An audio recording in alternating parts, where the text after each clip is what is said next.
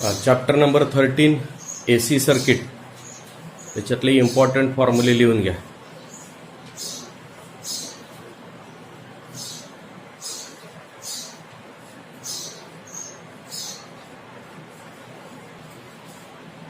चला राहिलेले फॉर्म्युले लिहून घ्या.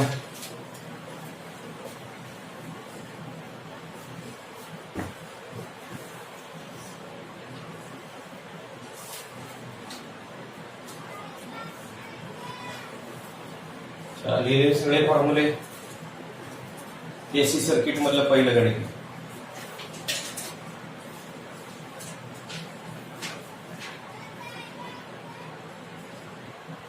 The effective current in a 50 cycle.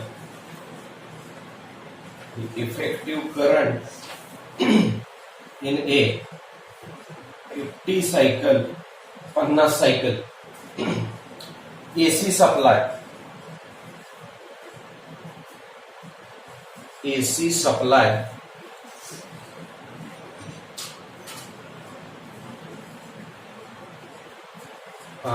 supply जरी circuit current. If effective current in 50 cycle AC circuit is 5 ampere, is 5 ampere.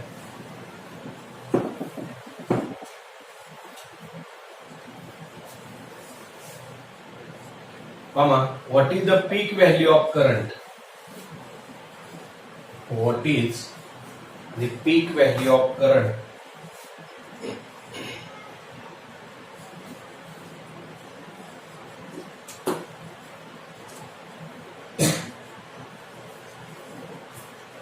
Question mark. What is the current? What is the current? 1/600 second. 1/600 second after it was zero. After it was zero.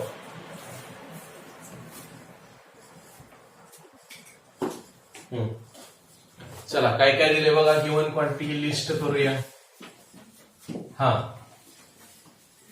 If effective current in 50 cycle AC circuit. Effective current म्हणजेच RMS value असते हे पण माहित पाहिजे तुम्हाला. आपल्याला दोन value आहेत, एव्हरेज व्हॅल्यू आणि RMS व्हॅल्यू. तर effective means same effect DC circuit मध्ये हिटिंग इफेक्ट ऑफ जूलचा होता ना, तेवढा सेम हिट तयार झाली पाहिजे तेवढ्याच वेळेत तेवढ्याच रेजिस्टन्स असतात. आणि मग त्यावेळेस त्याला आपण त्याची RMS व्हॅल्यू म्हणतो. RMS व्हॅल्यूची डेफिनेशन तशी आहे बघा. म्हणून त्याला इफेक्टिव्ह सेम इफेक्ट डीसी मध्ये झाला पाहिजे, मग इफेक्टिव्ह पण म्हणतात. आणि मग इफेक्टिव्ह व्हॅल्यू ऑफ करंट दिलेले म्हणजे IRMS दिले आपल्याला. किती दिले? 5 एम्पियर दिले. ओके. आणि फ्रिक्वेन्सी दिली बघा त्याची. फ्रिक्वेन्सी 50 हर्ट्स दिले. 50 हर्ट्स. पुढे काय म्हटलंय? What is the peak value of current? करंटची पीक व्हॅल्यू. पीक व्हॅल्यू म्हणजे I0 काढायचं आहे. आणि पुढे काय दिले बघा अजून. तर what is the peak value of current? What is the current 1/600 second after it was zero. म्हणजे करंटची किंमत काढायची आहे, पण कधी? ज्यावेळेस टाइम 1/600 सेकंद झिरो पासून टाइम मोजलेला. ज्यावेळेस करंट झिरो असतो त्यावेळेस पासून टाइम मोजलेला. ओके. तर ह्यातलं एकदम सिंपल रिलेशन आहे RMS व्हॅल्यू आणि पीक व्हॅल्यू मधलं. वी हॅव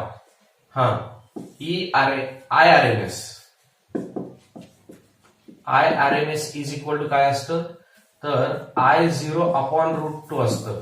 किंवा तुम्ही डायरेक्ट 1/√2 ची किंमतच आहे 0.707 I0 हे डायरेक्ट लिहिलं तरी चालतं. मग आपल्याला पाहिजे I0. तर हे इकडे बाहेर घ्यावं लागेल किंवा √2 तर इकडे गुणिले घ्या. म्हणजेच I0 म्हणजे काय आलं? √2 IRMS आलं. ओके. मग I0 इज इक्वल टू √2 ची किंमत 1.414 हे बरं पडेल आपल्याला ते 707 पेक्षा. आणि IRMS 5 आहे. काय 5 नि गुणणं फारसा अवघड नाहीये. I0 इज इक्वल टू 5 20 ला 0 अचले 2 5 5 2 7 5 20 ला परत 0 हातचे 2 आले आणि 5 1 5 2 7 हे काय आलं? एम्पियर मध्ये आलं. हा आला I0 म्हणजे पीक व्हॅल्यू ऑफ करंट आले. ओके, वाटल्यास तर लिहूया पीक व्हॅल्यू ऑफ. बरं ठीक आहे, आन्सर परत लिहा. हा, आता पुढे काय विचारलंय बघा बरं. टाइम एवढा असतानाचा करंट विचारलाय. नाव आपल्याला फॉर्म्युला लिहावा लागेल.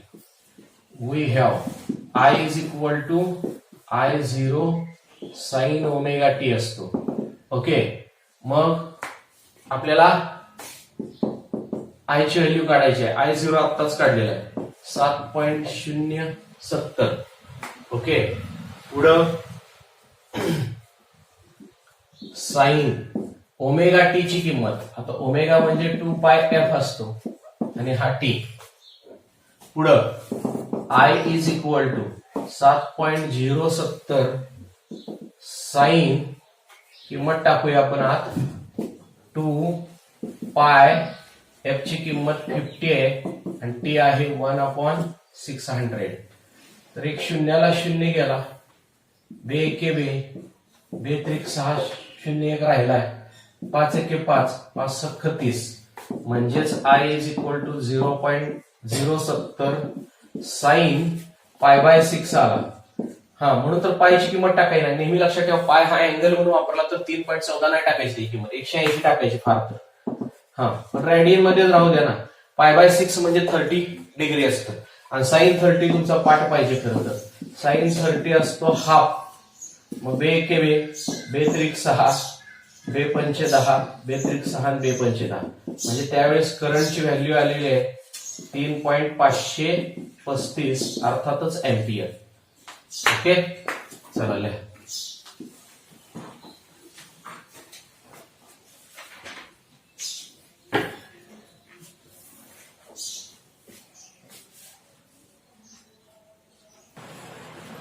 चला झालं का? शेवटी उत्तर नीट शब्दात लिहा. काय काय विचारलं होतं बघा. Number 1, peak value of current I0 is equal to 7.070 ampere. आणि काय विचारलं होतं, आणि 1/600 सेकंडच्या वेळेस करंट विचारला होता. Value of current at 1/600 second is I is equal to 3.535 ampere. Okay, दुसरं गणित घ्या चला. हा, second example. Find the time required for a 50 hertz alternating current. Find the time required for 50 hertz alternating current.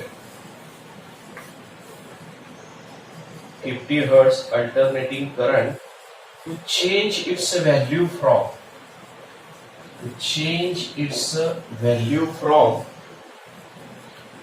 0 to RMS value.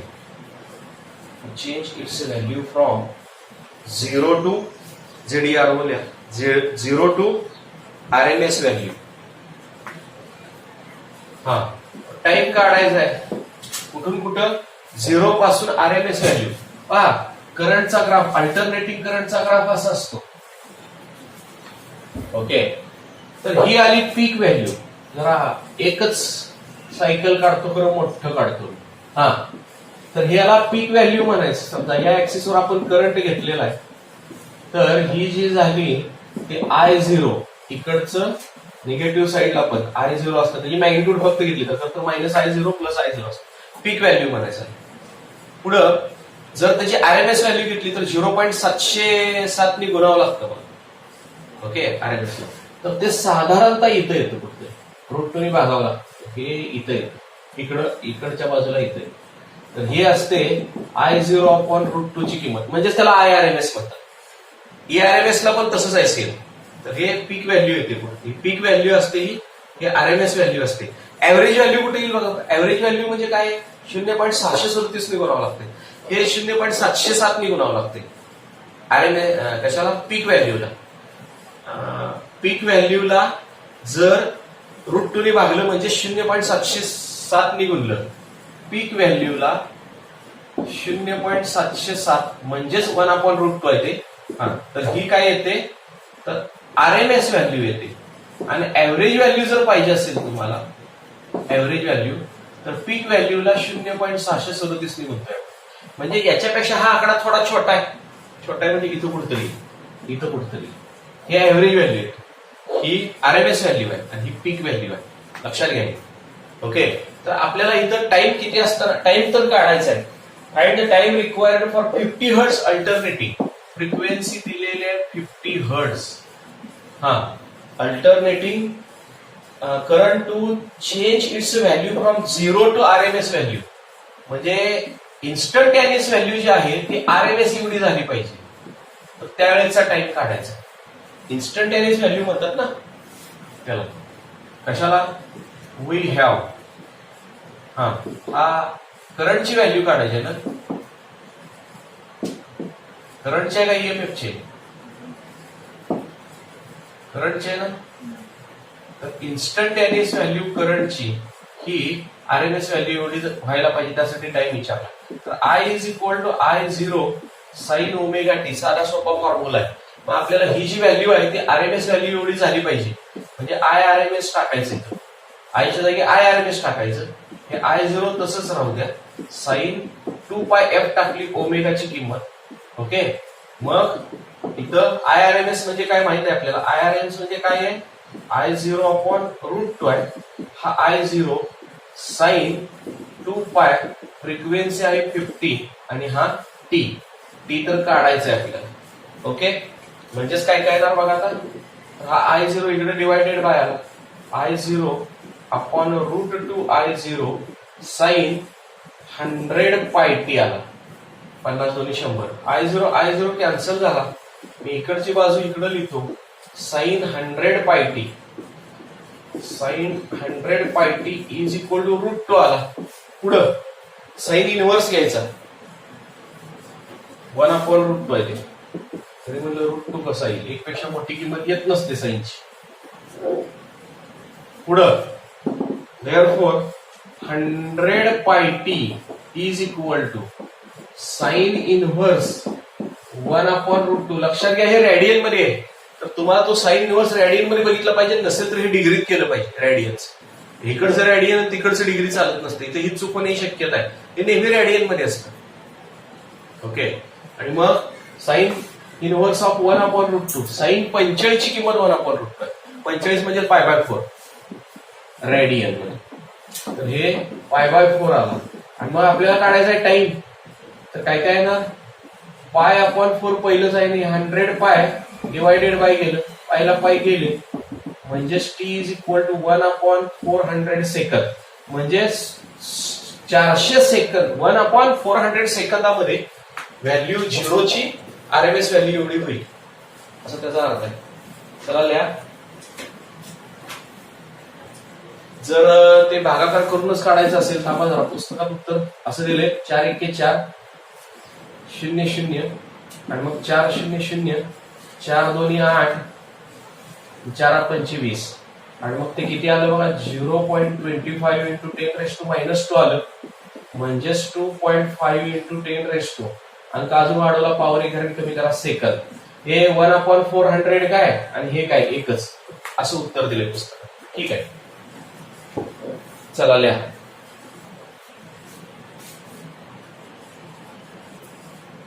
चला झालं लिहून. Third example लिहा. Light bulb rated, a light bulb rated 100 watt, 100 capital W काढायचं, 100 watt for 220 volt AC supply, for 220 volt AC supply,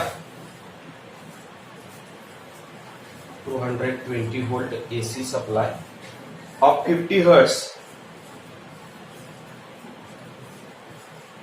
of 50 hertz. So calculate small a आंकड़ा resistance of the bulb, resistance of the bulb. B आंकड़ा small b आंकड़ा the RMS current through the bulb. the RMS current through the bulb. एकदम simple गणित आहे. तसं बघितलं तर Ohm's law वरच म्हणता येईल. अगोदर 9वी-10वीला कशी ओम्स लॉची गणित असायची तसंच गणित आहे. फक्त इथे एसी आहे एवढंच. Light bulb rated 100 watt. 100 watt त्याचं रेटिंग आहे, म्हणजे पॉवर रेटिंग असतं, लक्षात घ्या. पॉवर आहे ती पॉवर, आणि म्हणून तर पॉवरचे फॉर्म्युले मग अशी तुम्हाला लिहून दिले.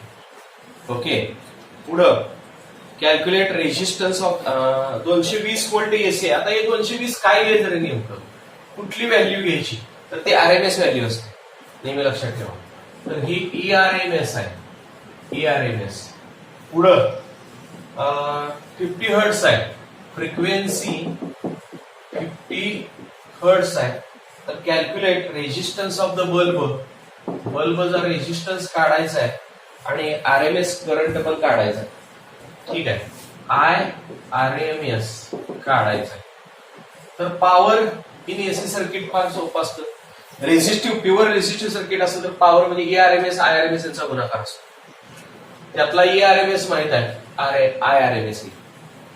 ओके, आणि तुम्हाला रेजिस्टन्स काढायचं असेल तर V is equal to IR. मग त्याच्यावरनं V is equal to IR ohm's law असतो. मग इथं ERMS is equal to IRMS into resistance, म्हणजे आपल्याला IRMS आधी काढावा लागतो. ओके, त्यांनी V आकडा जो विचारलाय तोच आधी काढावा लागतो. We have for pure resistive circuit, for pure resistive circuit power जे असते ती काय असते, तर ERMS इंटू IRMS अशी असते, एव्हरेज पॉवर म्हणून. पॉवर दिले आपल्याला 100, ERMS दिलाय 220, IRMS काढायचंय. ठीक आहे, 220 इकडे भागिले येईल, 100/220 RMS व्हॅल्यू ऑफ करंट येणार. 1 0 गेला. ओके, 10/22. पटकन कॅल्क्युलेटरवर करून सांगा बघा. 10/22 जे काय उत्तर येईल ते अँपियर मध्ये येणार आहे. 2200 22 चोक 88 उरले 12, 120 झाले. 22 पंचे दाखवदर्शी 45 तोपर्यंत निम केलं मी कॅल्क्युलेटर. पुढं आता काय काढायचं आहे, आर. नाव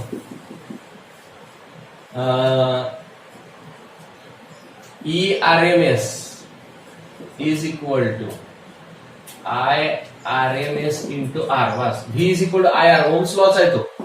ERMS 220 आहे, IRMS आत्ताच काढला 0.4545 आहे, आणि रेजिस्टन्स काढायचा. भागाकार करा पटकन. 220 ला 0.4545 ने भागावं लागेल. मग हा जो आहे तो रेजिस्टन्स येईल. रेजिस्टन्स जो काही येईल ते ओहम मध्ये येणार आहे. किती आलं, 484 ओहम. पॉइंट वगैरे काय आलं नाही, 0.0 आहे. ठीक आहे, लिहा.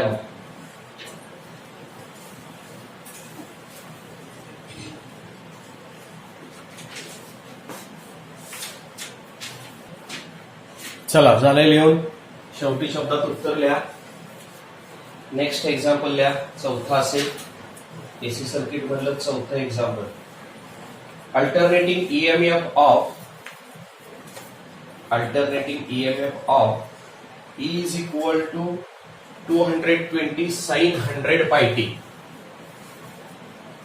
बघून लिहा. E is equal to 220 sin 100 pi t is applied to a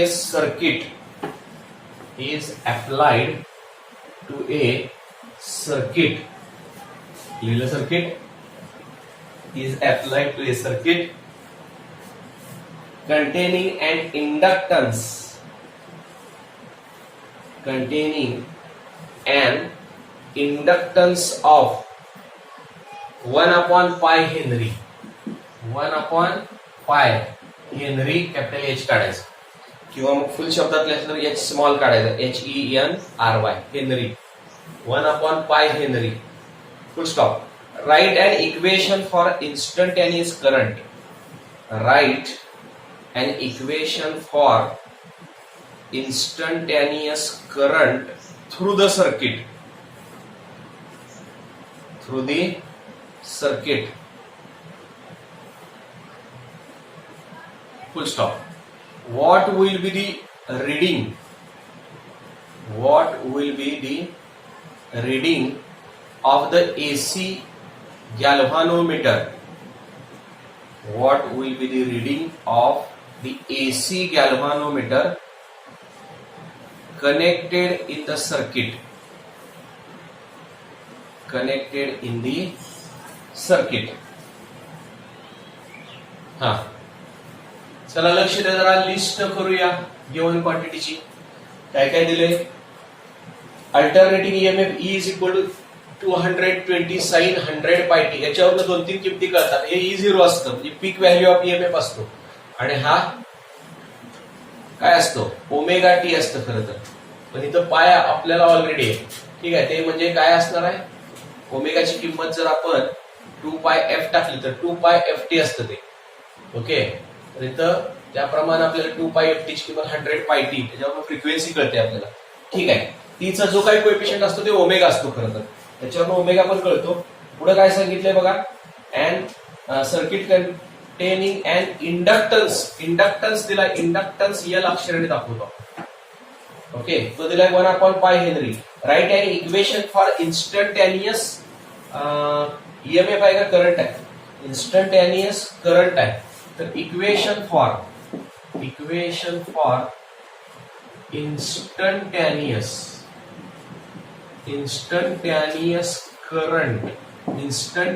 करंटचं equation लिहायचं आहे. आणि पुढे काय सांगितलं बघा what will be the reading of AC galvanometer. Reading of AC galvanometer. AC गॅल्व्हनोमीटरचं रीडिंग म्हणजे IRMS काढायचं आहे कारण ते RMS व्हॅल्यू दाखवत असतात. तर IRMS काढायचं आहे आपल्याला थोडक्यात. ओके. बर. तर आपल्याला पहिल्यांदा काय दिलं पाहिजे दिलेलं इक्वेशन आहे तसं लिहूया. त्याच्यावर ओमेगा आधी काढूया. ओमेगा तर आहेच खरं तर प्युअर इंडक्टिव्ह सर्किट आहे. इंडक्टिव्ह सर्किटच्या बाबतीत करंट काय होत असतो रे पाठीमागे पडत असतो. तर applied EMF equation of applied EMF applied EMF is given equation म्हणूया आपण.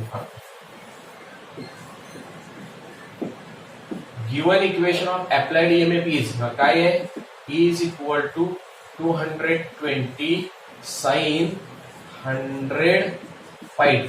तर याच्यावरनं काय काय निघालं बघा E0 निघाला 220 व्होल्ट आणि हा ओमेगा. हा अँड ओमेगा टी असतं ना ते ओमेगा आला 100 पाय. ओके. मग याच्यावर आपल्याला फ्रिक्वेन्सी राहू दे ओमेगा फ्रिक्वेन्सी काढायला लागते.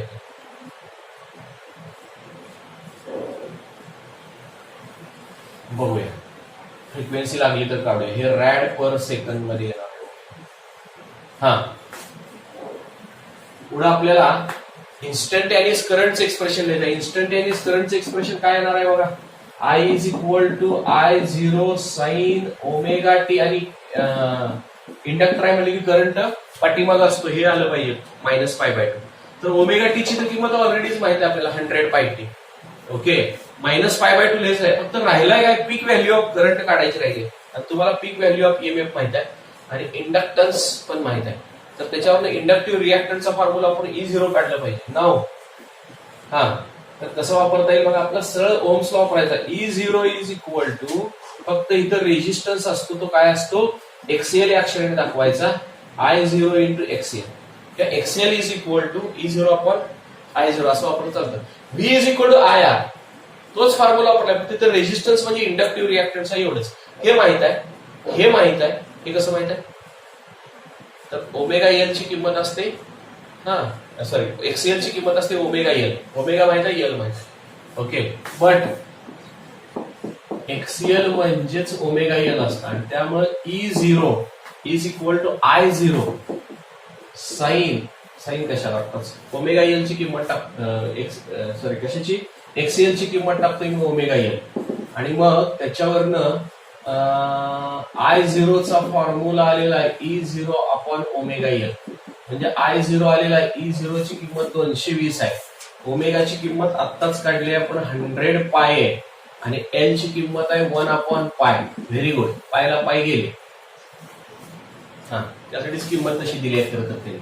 पुढे 0 ला 0 पण गेले म्हणजे I0 ची किंमत 10 ने अजून भागायचं आहे 2.2 एम्पियर आली, ही आली I0 ची किंमत. पुढं आता एक्सप्रेशन कसं लिहिता येईल बघा. Now in case of pure inductive circuit, हा in case of pure inductive circuit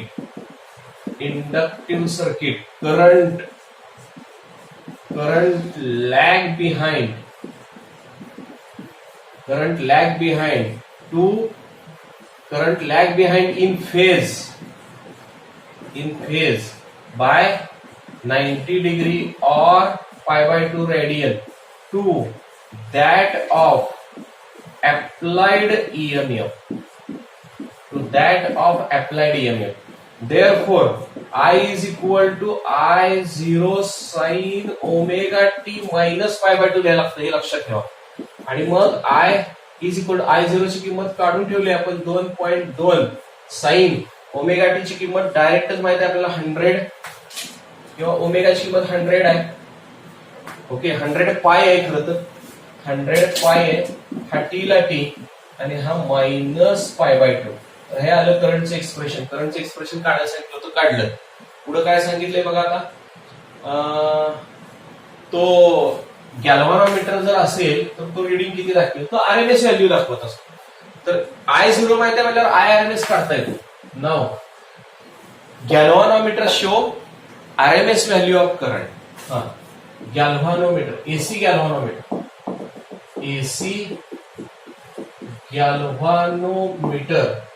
shows RMS value of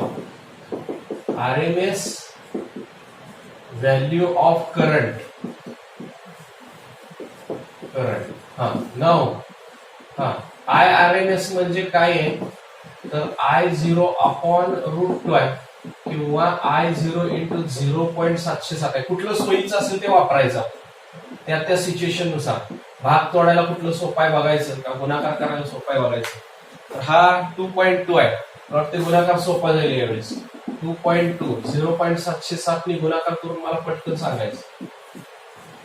IRMS is equal to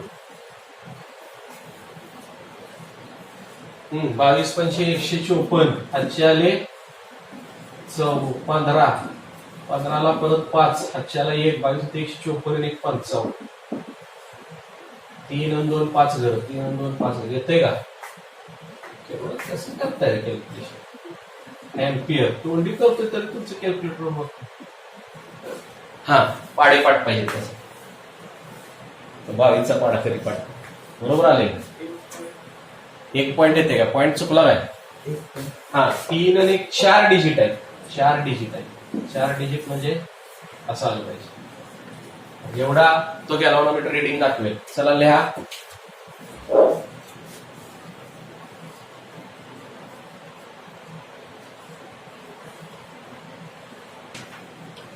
चला लिहा. झालंय का हे सगळ्यांचं? नेक्स्ट एक्झाम्पल लिहा. Example number 5. An AC circuit consists of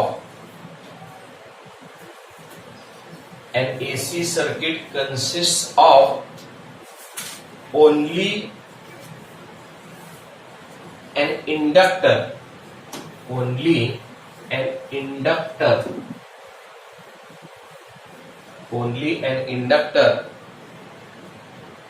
of inductance 2 Henry to capital H काढायचा Henry of 2 Henry.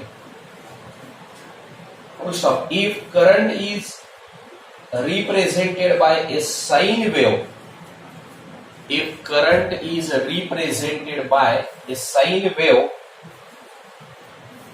current is represented by a sine wave of amplitude 0.25 ampere, of amplitude 0.25 ampere and frequency 60 hertz, and frequency 60 hertz, comma, calculate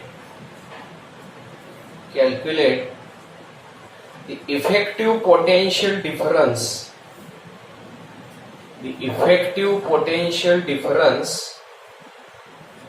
across the inductor,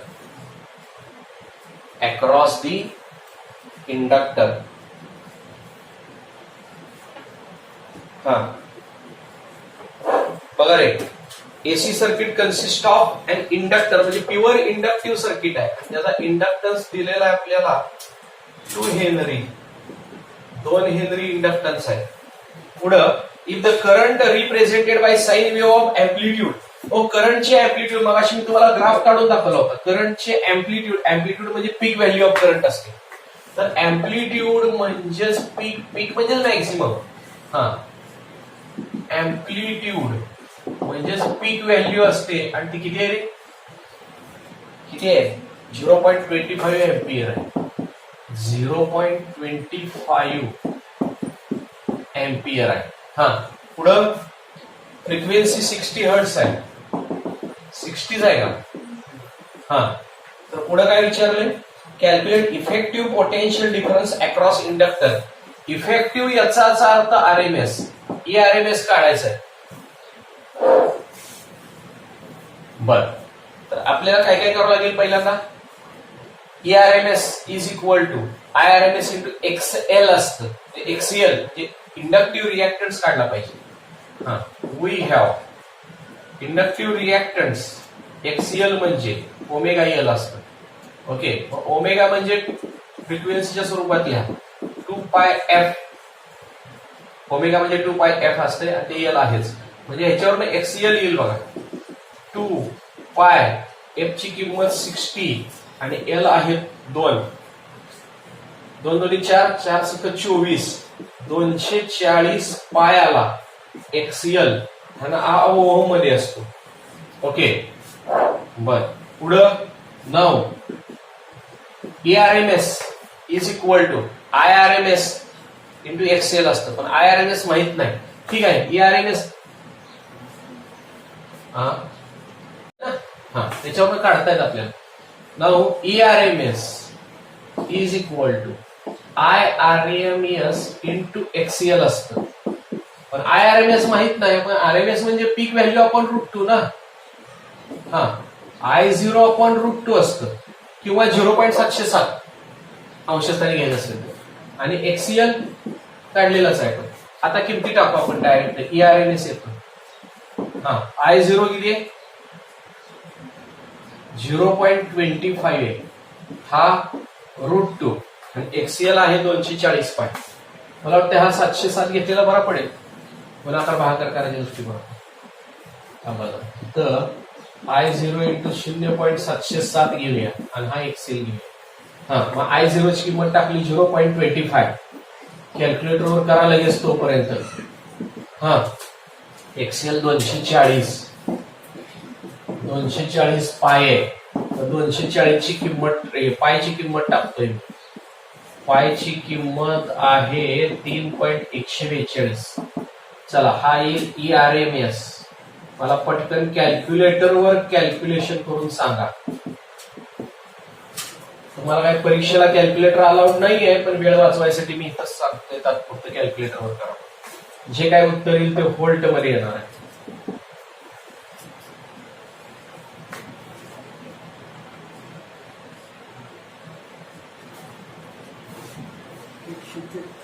एकशे 133.28 आणि हे volt येतं. चला लिहा.